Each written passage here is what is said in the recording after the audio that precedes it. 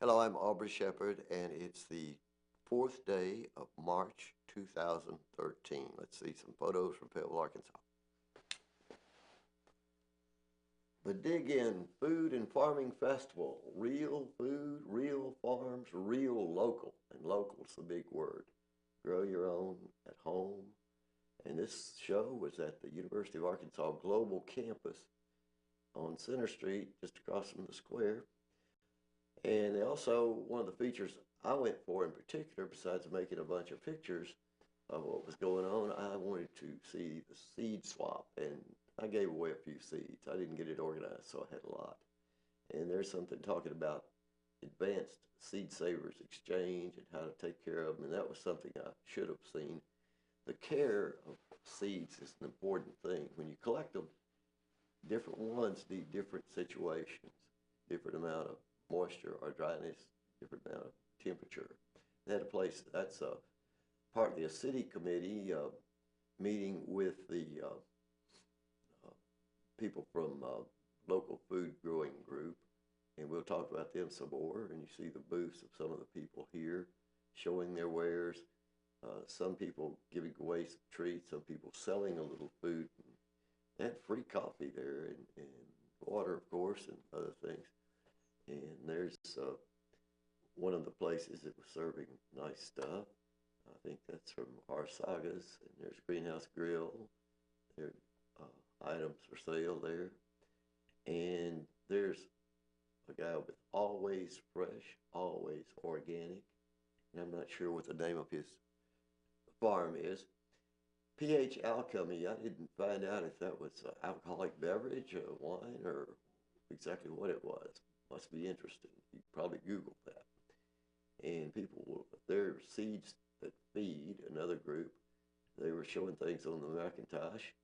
And even they, see, I'm not the only one that has a blurry picture.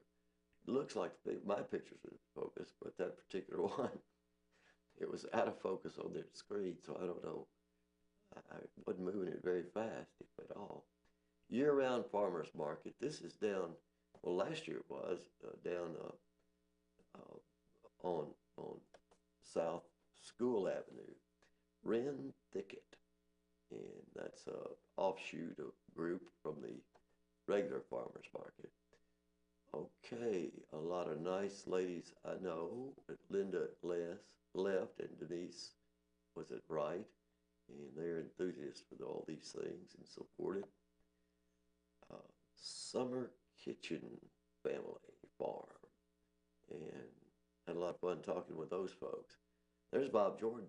I don't see him in the building, but he's liable to show up and do a short take of his own because he was promoting his water products that he really believes in, natural action water.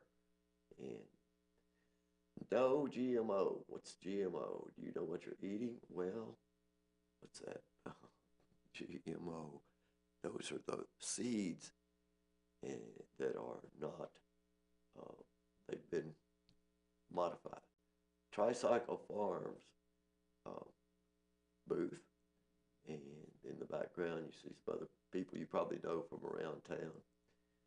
And you see there the Beaver Watershed Alliance booth will be at right if we ever get to the actual picture of the lady doing it. I may have missed pulling her picture in. Only get so many. Okay, Joanna Pollock left, and maybe you know the other two. They're all big with tricycle farms and such things.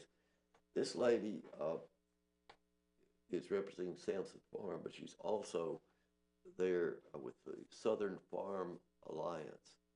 This is a tiny flower. I hope that small first version showed you because these are cropped. And this is called a speedwell. It's in the Veronica family.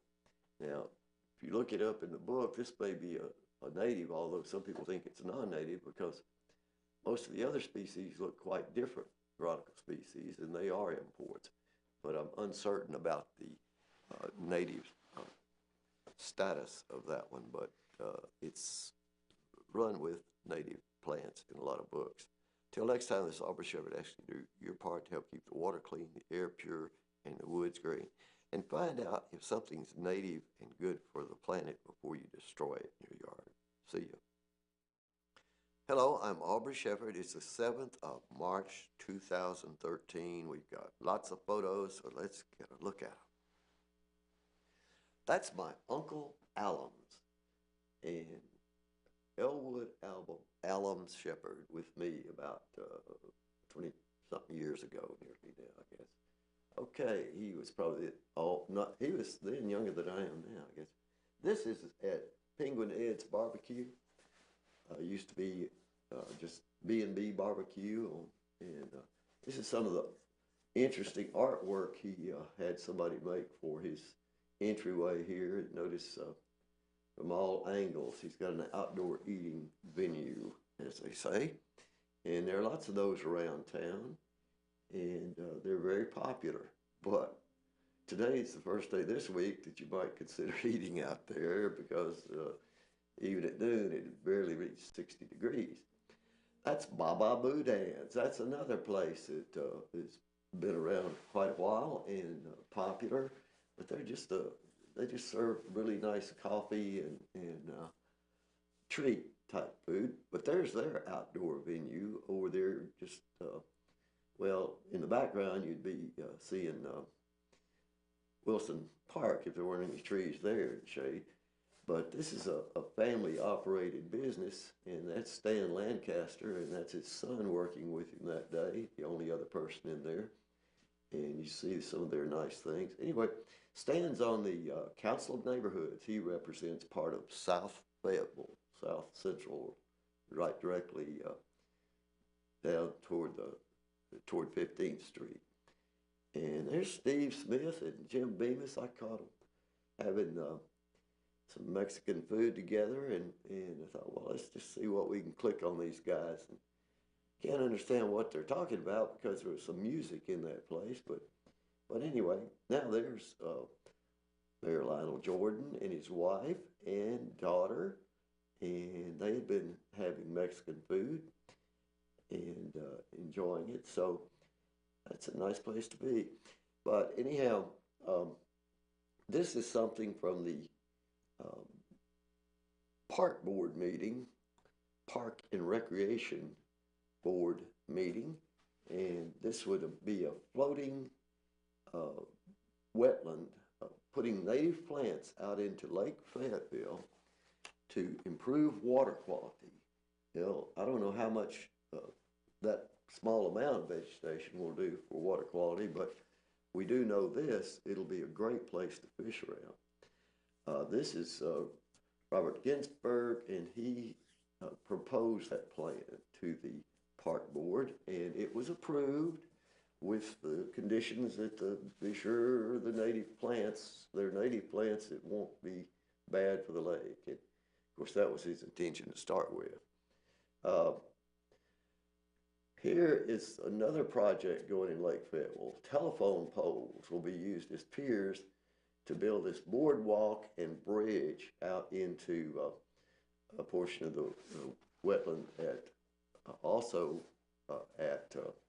Lake Fayetteville. Of course, the question is, how do you get a phone pole that's been treated and put it into the ground in a wetland area and not actually create some threat for life, living things in there? And of course, if you work with a telephone pole, even an old one, that stuff gets on your skin. Bad news. Creosote or modern versions. That house burned recently in South Fayetteville.